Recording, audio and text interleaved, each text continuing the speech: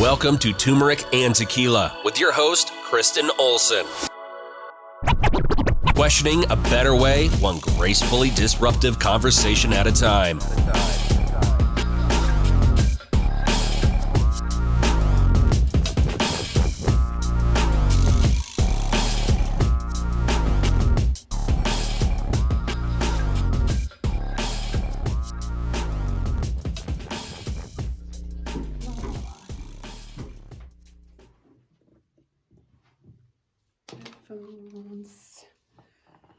This has been a very interesting morning. We are with it.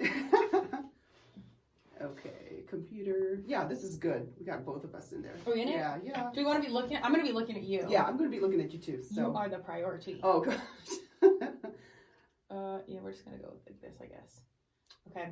Emily, do you need Kristen on this as well? Or are you recording? Oh, no. Okay, just me. Okay, all right. Are we good? Dance artist, okay. Podcaster, marketer, marketer kind of thing. Annett Bone. All right, we good? Okay, well, I think we're going to start here soon, and you can. I'm going to do record. Is this all correct? I'm very nervous here. No, because we got the other two mics muted, which correct. So, and the chip is in here still. Yeah, the SD card is in there. It's good. We just have to press record. Should I record? Sweet. On my phone, just in case. That's gonna be trash audio though. And that was like the one thing you said. Trash audio. It's gonna be bad audio. Oh, okay. Don't then. Yeah. Trash audio. What trash are you saying? Okay. Well, I tend to have my own language. I don't know what it is, but just context clues in that. All right. Or just be like, next question, bitch. I don't know what you're saying. We're gonna have fun. This is gonna be a fun one. So if they shut us off on Zoom, don't be mad, guys. Roll with it. Okay. Are we ready? We're ready. Welcome to Possibility Mindset. Your host, Kristen Olson, here in the house. I'm so excited. We are welcoming Annett Bone to the mic. Annett is a longtime dance artist, a marketer, and fellow podcaster. Annett, welcome to Possibility Mindset. Thank you so much for having me. I'm so excited to be here. Recording in progress. Thank you. I'm equally as excited to be here.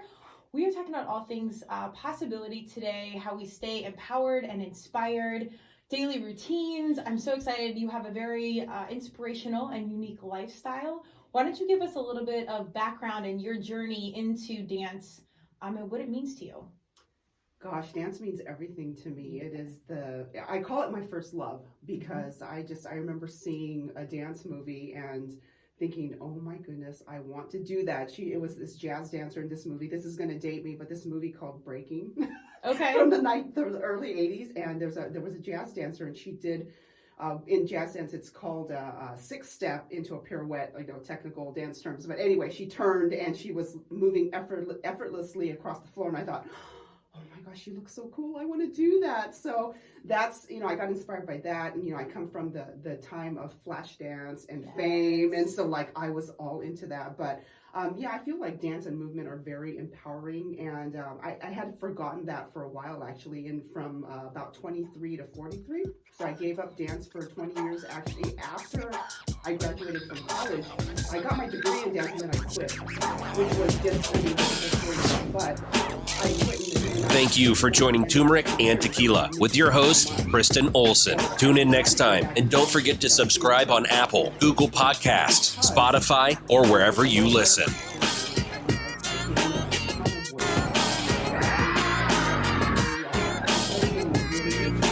Not in a good way, just very self-deprecating, lots of self-esteem issues, lots of, there's a whole story on that as well, but yeah, so I was missing dance so much, and I got back into dance as a way to, oh my goodness, I wanted to at least be able to be healthy, at least be able to move again, but then that has transpired into a lot of other things, including podcasting of all things. I love that. Well, as a longtime athlete, I can definitely identify with what you're saying. It's kind of like your first true love, and it's such a romantic heartmake and heartbreak journey. So many of my major defeats have come through my sports, my competitions, and yet these are major growth moments in my life. And I think many of our listeners can relate to the fact that it ebbs and flows, and sometimes you have to break up with that relationship and then you find that love again. Was there one thing that made you take a break from dancing that kind of separated you guys for the time being? I loved how you talked about that in terms of it being a relationship, because it's such a deep, profound relationship. And I never thought about dance that way. I haven't thought about dance in a lot of ways that I've discovered as getting older and being away from it and coming back.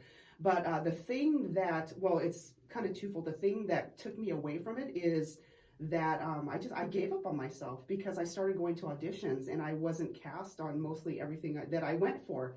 And I thought, well, I don't look like her. I don't dance like her. I don't fit in. So maybe I'm not meant to be. And it was this downward spiral of just continuing to doubt myself. And then I was also getting a lot of pressure from my family of, well, what are you going to do? This is like such a hobby, and you're not going to make any money at this, and you're not good enough.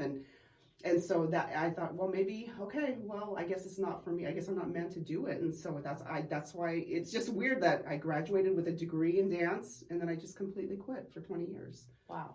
It's hard, as kiddos, we have this imagination and we chase our dreams so innately. And then as you get older, the world really does kind of beat you down and kind of fit you into a box and point you in a certain direction. And I think everyone can relate to the idea that we've drank that in. Like, marketing and branding is so powerful, and this as a fellow marketer, we're listening to all these outside messages, and it's so hard to break up with that, get away from it, and get back to your mindset of possibility, of imagination, of chasing your dream. What was the thing that flicked you on to go back to the dream, to your authentic flow and your authentic first love?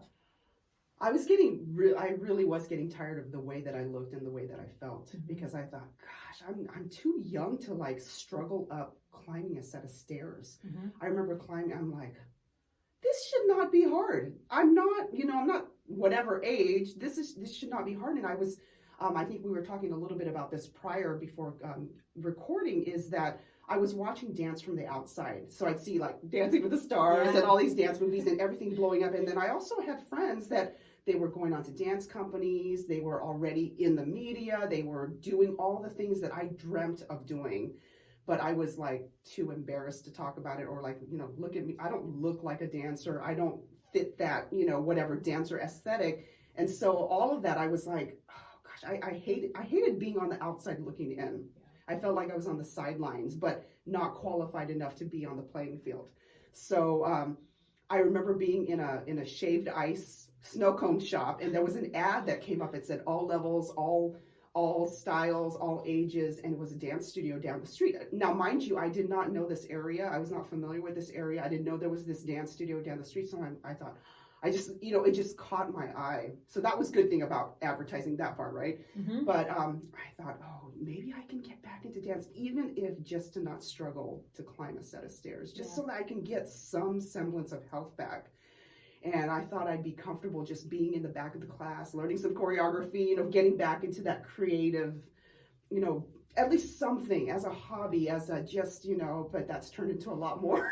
So. Well, I think universe nudge, or I would say universe, God, Madonna, I'm a huge Madonna fan, whatever you believe, like it nudges you in the right direction slowly, and you listen just enough to take one step and then one more step, and like you kind of get more and more close to like that youthful imagination, possible mindset of, wait, my young innate self was drawn to this from the get-go. And then somehow, I do think my mission-driven humans, like we go all the way to like the full breakdown, and you're like, I'm so miserable, I can't do this. And then you slowly build back up. So I love that you were in the shaved ice shop and you see this audition and something flickers on to just show up. Just take that one step forward, and then one thing leads to another, it leads to another, it leads to another. So tell us where you are right now that you've fallen back in love with dance and the lifestyle and the community. Tell us what's going on now that keeps the imagination and the life and the energy flowing.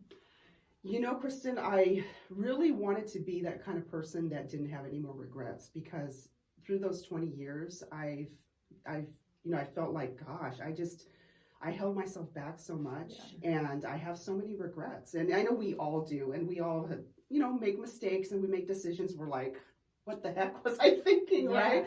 But when I got back into dance, I thought, okay, before I held back and I was afraid and I was whatever, I am going to go full out now, and I'm going to push myself, and I'm going to get uncomfortable. That's why I went into podcasting, because I'm like, I don't like the sound of my voice. I don't have experience in this. This is a male-dominated industry.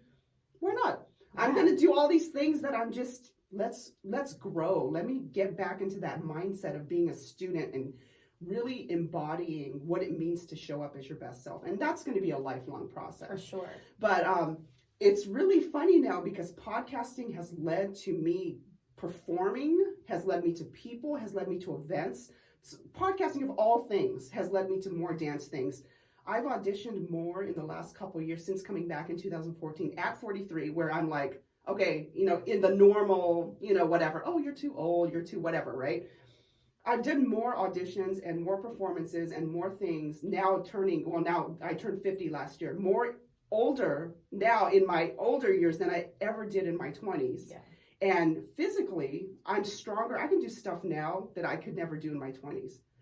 So that's why I think it's such a mindset thing. I mean, Absolutely. It's a mindset imagination. You got to imagine yourself as the kind of person that you want to be. Mm-hmm. And there's obstacles and things, Of training course. the way that you've done and the people that you've worked with, and even in your own life, it's like, yeah, you have these obstacles, but what can I do to work around that, work through that? What can I maximize of what I have? And that's been my whole life of, I can do what I can with what I have. Let me do the best that I can with what I have. But I stopped that mindset when I quit dancing. Once I started dancing again and allowing myself to be creative again and to really explore that part of me that I felt like I was dying without it. Honestly, I really felt like I was dying a slow death, not having it in my life the way that I wanted it to. And I thought, no more regrets.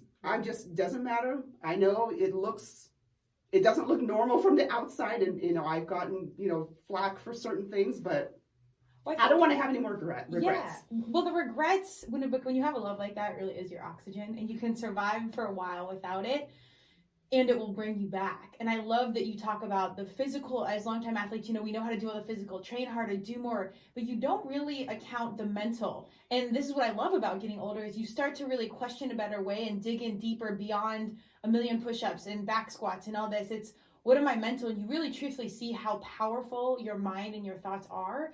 And when you can align those with your own personal truth and understand your personal truth. If you don't, regrets are fabulous in my mind because it's intel on where you're out of alignment.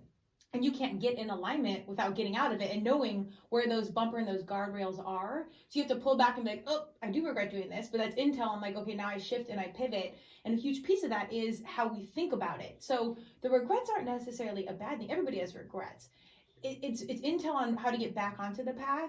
And the beautiful part about getting older is you get back to that young mindset of belief and your initial like raw, pure kid self of what you love. And that takes time. So the years, as they add up, so does the experience, so does the mindset, so do all of these pieces of intel to get to like our best self. It changes the game also because we have lots of listeners that are parents.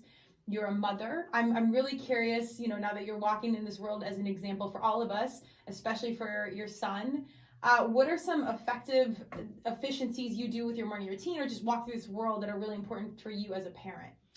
Oh, that's such a great question. And first of all, I never thought I'd be a parent. Like, I always was like... Said a lot of people. Yeah, I know, right? Yeah. And I had my son when I was 35. So it wasn't like I was in my 20s or anything like that.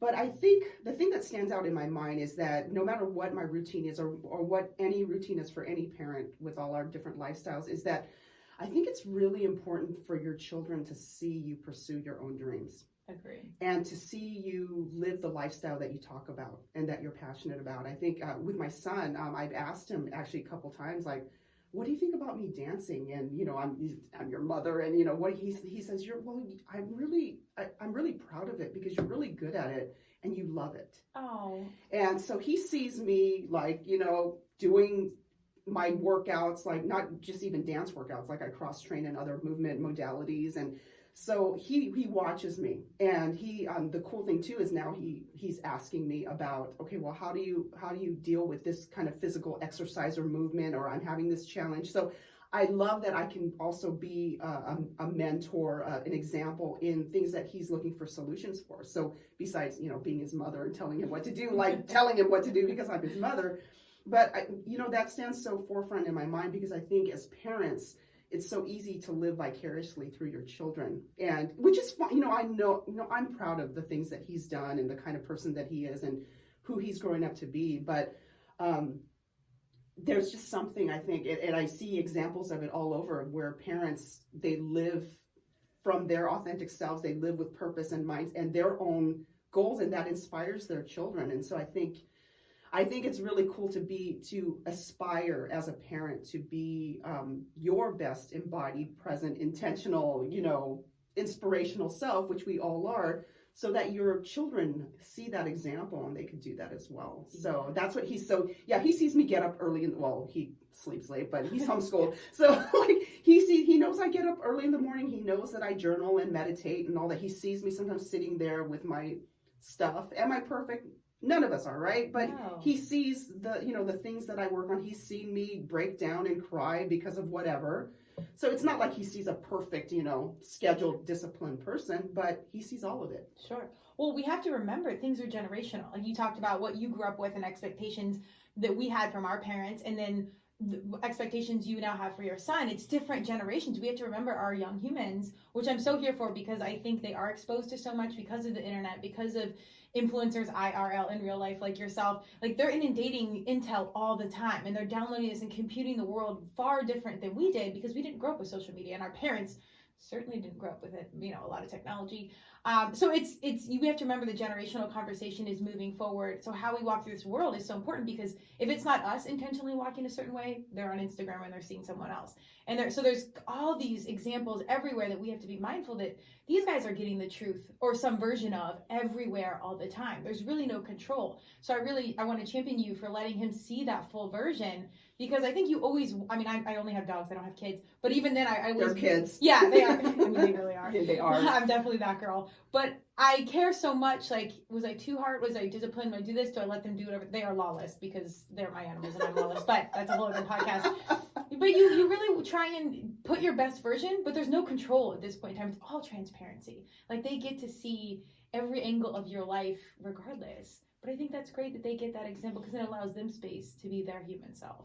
Yeah, I think I'm so glad you brought that up about space, because I think it's really important. I've learned through all this, coming back to dance, when I did everything that's happened, is that I've learned to give myself space to be me, to honor my intuition, because for so long I thought, okay, these people know better, that must mean they're right, because I'm this lowly, like, I don't value myself, so I know I don't value myself and I'm not good enough and all that kind of stuff, right? And so learning to give myself space to be creative, to be compassionate, to be whatever, but then him seeing that example of, I can make a mistake and it's okay. It doesn't diminish who I am as a human, as a soul. And, it's funny, because I never thought that the things that I've accomplished physically would, in essence, it really started changing rapidly on the outside once I started getting the inside, like all the stuff that I was dealing with inside. The more that I started working on that, the more stuff on the outside, my physical strength and well-being and the weight that I lost, all that started like really picking up. Wouldn't that have been nice if we learned that, like, when we were 16? All things, universe has this a sense of humor, like, and it's all things are on time. But damn, some mind training would have been great at like 12, 13, 14, but we're out here now. So, but you know what, Kristen, it's so funny, because when I was around that age, young, tween, that wasn't even a term back then for me. I don't think teen, tween, teenager. I came across a lot of personal development and mindset things that I don't know how I came across, because I lived on a small island in the Pacific right before I came out here. Okay. And I thought, I was really attracted to that kind of mindset positivity, but I just didn't really know how to process it, or it wasn't time yet. I didn't really know, like, oh, this sounds really cool and I like it, but I was so concerned about other people. Oh, it's going to sound hokey, or it can be kind of whatever, right? But yeah, I was exposed to a lot of that throughout the years, but I just really didn't. And I also, on a little side note, I had mentors and coaches I just didn't get to, maybe they had good intentions, but I felt like I was way off based on the counsel they had given me. So that's why I had given up dance as well, because it was part of their counsel of giving up what you love so that you can make money. So that's a whole nother. Okay, no, wait. We have to lead into this. I'm not sorry that came up. This is amazing. So we're both marketers. We're in branding. We're constantly getting this influence of what we should be, what we should do, and then that in turn influences our own mindset, and we're telling ourselves the wrong things. Mm-hmm. And again, we're, as mission-driven humans, we're going to train harder. We're going to eat a certain way. We're going to do more, do this, and really, it's about pulling back and doing less. and listening to ourselves. And that's so hard when everything and everyone around you, especially humans or positions of power, are cultivating your reality. And this is, everybody write this down. You don't always have to listen to authority. Like, you can truthfully learn to trust yourself and your internal gut. You don't have, I'm here for the woo and the energy and all of it. If that, and listen, physics is energy, it's science. So it can all be measurable. You have to like pull back and really listen, and not even, you don't have to have it figured out. Just know that, like, am I happy or am I not happy? Does this feel right? Does it not feel right? And I think again, the mission-driven people, we go harder. We can withstand this living in the wrong space longer. Does that resonate with you? It so resonates with me, Kristen, because I ignored so much of what felt wrong because I felt wrong. Like, I felt I didn't feel good enough, that my opinion, my intuition they're there for a reason, but I'm not good enough to acknowledge that because I'm not whatever. I don't fit into this leader, this person, and look at me, I want to dance and I don't look like a dancer, or, it was all this self-deprecating stuff. And then I just got to a point where I'm like, no, I can't live my life like that. I can't just keep down in it. I just got to do what feels right. Yeah. You're into that breakdown. For me, it's a lot of it's been around like injury. I recently got back into CrossFit, and whole windy road of like hated it, toxic environment, the whole nine. And then slowly just got back into it. And I'm like, God dang, my soul loves this. I love competing, like everything about it. And just like you said, internally, other things started to flick on. So if you're in this mode, I would just encourage anyone, stay in it. You don't have to have it all figured out. You don't have to know the how. Sometimes it's just one step in front of the other. And you literally do go from like this impossible situation, like there's no way, to possible. And you don't even have to have the roadmap. Did you have, like, once you started to kind of like live in that impossible space and things slowly started to become possible, did you have like a saying or a mantra or something that kind of kept you in game, or did you just keep showing up to where it just went in alignment? I kept showing up. I said, you know what? I'm going to do the darn thing. Yeah. I'm going to wake up in the morning and I'm going to do my HIIT workouts, and I'm going to get strong, and I'm going to prove to myself. It was really more about proving to myself that I could keep my word to myself. Perfect? No. Consistent most of the time. I believe you. Yeah. Consistent most of the time. Yeah, of course.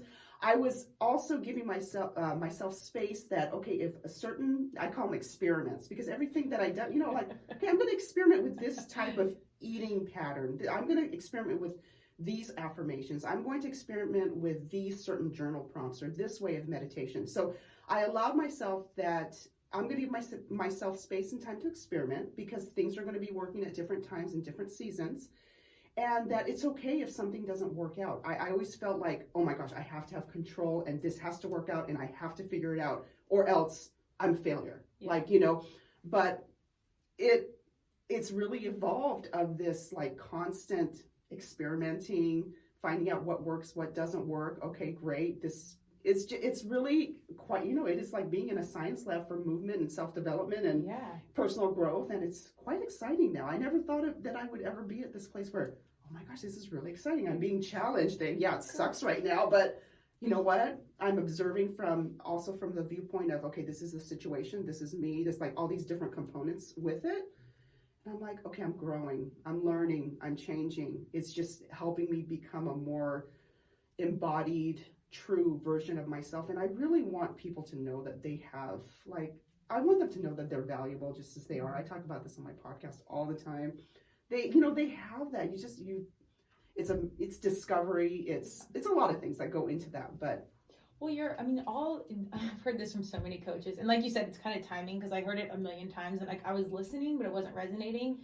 But all answers are within. When you get back, because we're like, the doctor needs to tell us, nutrition is this, the coach told me this, and it's kind of like, all those things might be true, and only you know what works for you. Because not every kind of keto or paleo diet works for everyone. CrossFit isn't great for everyone. Ballet is not great for everyone. You are your only one inside yourself that knows what works, and we're constantly seeking these answers and validations and, external confidence and validation, what have you. And it's all there along. But I do think that does take time. So that's the glorious part about getting older, is you start to really figure shit out. And you're like, oh, I knew this at 15. There's so many things. I go back to my 18-year-old self, and I'm like, I got on a plane. I was going to walk on a team. I didn't even think it wasn't going to work out, because I was naive and young and out here. So I'm like, oh, wait, we need to channel that back. Like, sometimes your youthful self is like, what exactly you need to get back to. As you were, growing up and going through your process, did you have any sort of like mentors or leaders or strong women that you looked up to or aspired to be or were inspired by? Early on, Kristen, I was inspired by certain celebrities that were, had a dance background or music background. And not so much for the aesthetics. It's more of when I heard about their will and determination to make things work. Can I tell Janet Jackson or Paula Abdul? Of course. Yes! My generation, like, I totally wanted to, like, I idolized. I hate even, but anyway, that was what it was. See, Janet and Paula, I still idolize them. I'm here for both of them. Oh my gosh, like Paula Abdul, like, I listened to her music all the time, and I was living on a small, they're out in LA and stuff, but, Madonna. Oh! Instagram, Madonna's hero. I am that fan, so come at it. Because I knew what these women, like, they didn't start off, it wasn't like it was given to them. I mean, I know Janet Jackson had her family, but she still worked her butt off. Did you watch a documentary on Lifetime? I don't know. Oh, you need to watch it. It's a 2-part series. I don't think I have. Oh, you have to watch it. She trailblazed. We are standing on their shoulders, quite literally, to make space for ourselves as females, particularly in art form or anything athletic. These women were really changing the game in the business world as well. So there's so much to unpack around with them. But yes, continue on. They're mentors for so many reasons. Yeah. So early on, that's who I looked at, people that were in the commercial dance industry. But that's changed quite a lot. I'm very much more just fascinated by women, and not necessarily celebrity public figures, although there are certain people that I do respect, and I really like to listen to their, they're good. It's not anything new, but it's just the way, good reminders. We constantly need to be reminded of these things, right? But I think about, like, I think about the woman that is just all women, most women, that are overcomers, that do what they need to do for their families, for their careers, like that. As a woman, when you think about that internal drive and table, because every soul, this is so cliche and this makes me sound like I'm getting older, but like every soul is so different, and we bring such different energy and enthusiasms and whatever to the table. If we could all lean into those more, we collectively as a group come so much more equipped to solve bigger problems. Clearly we have enough problems in the world, so if we can take care of ourselves, that one controllable, you can show up to the table.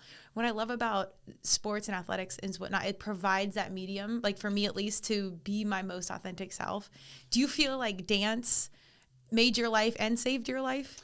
Oh, that's such a great statement. Made my life and saved my life. I absolutely agree with that, because it has, I didn't realize how healing, and it's funny because I've been having these conversations for the last couple of years of, oh my goodness, dance has really been healing. Movement has healed me. Mm-hmm. And so much more than just the physical part of it. And just, there's something very, and I guess I can say this now, but there is something very spiritual about it. Before I thought, okay, this dance spiritual thing is kind of hokey. Mm-hmm. Like, I just want to be able to do the choreography. I want to look good doing the choreography. I want to look, fun and whatever, right?